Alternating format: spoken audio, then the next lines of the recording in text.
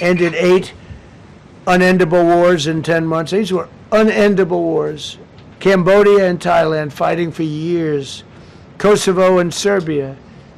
The Congo and Rwanda. Pakistan and India, they were really going at it. 8 planes shot down. They were going to go nuclear, in my opinion. The Prime Minister of Pakistan was here, and he said President Trump saved 10 million people and maybe much more than that. They're both nuclear countries. Israel and Iran. Egypt and Ethiopia were going to fight over a dam, and I got them to stop. I still got to work it out, because they put a dam up in Ethiopia that stops the flow from a little river called the Nile. I always think of the Nile being in Egypt, you know, beautiful Nile with the pyramids, but they put a dam up. You know who paid for the dam? The United States of America. It's the biggest dam, I think, in the world. They put a dam up.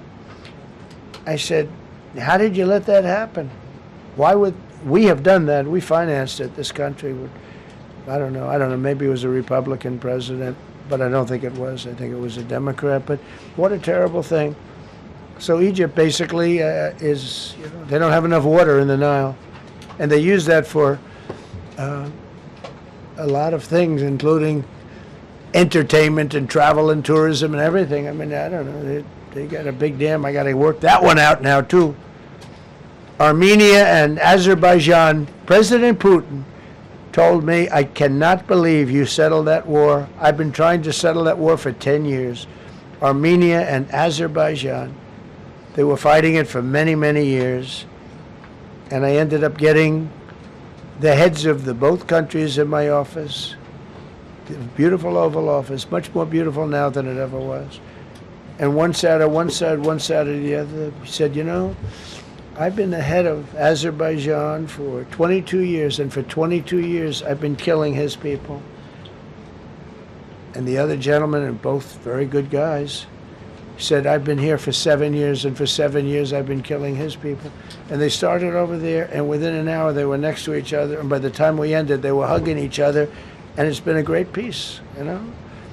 Should have gotten the Nobel Prize for each war, but I don't say that. I saved millions and millions of people.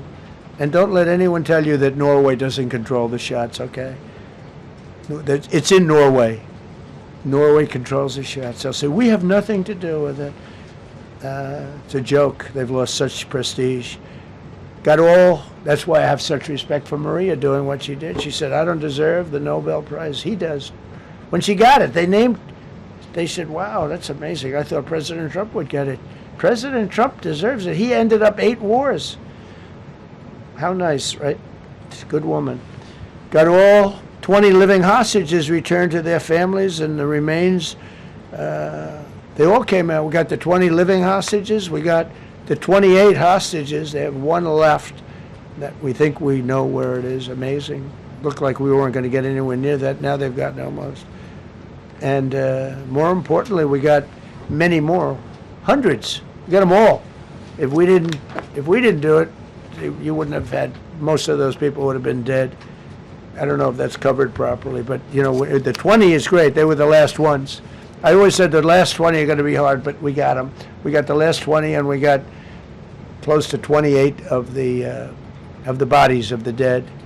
And to those parents, that was just as important as getting their son back alive. They were almost even more intent on they knew their son was dead. They wanted to get the body. I got him back.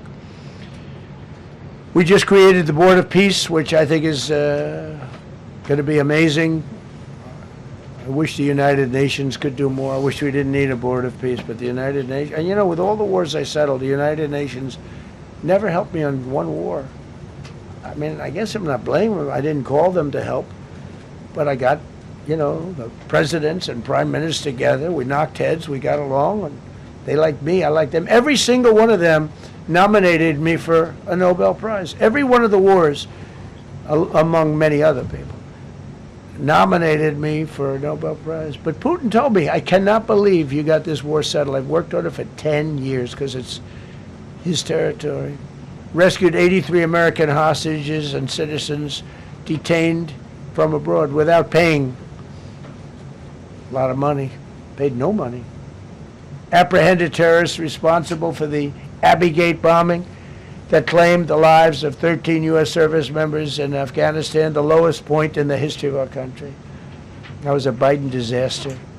I was getting out, but I was getting out with dignity and strength. We were the boss. Oh, we were the boss. They wouldn't do a thing against us. And this very stupid person got in, and what a shame. They should have left from Bagram, which is the big military base, which has hundreds of acres around it. Should have left from Bagram. Terminated visas of Hamas sympathizers and deported pro-jihad foreign nationals. Got NATO members to agree to raise defense spending to 5% of GDP from 2%, and they pay the 5%, and they didn't pay the 2%. And by the way, I did more for NATO than any other person alive or dead. Nobody's done for NATO.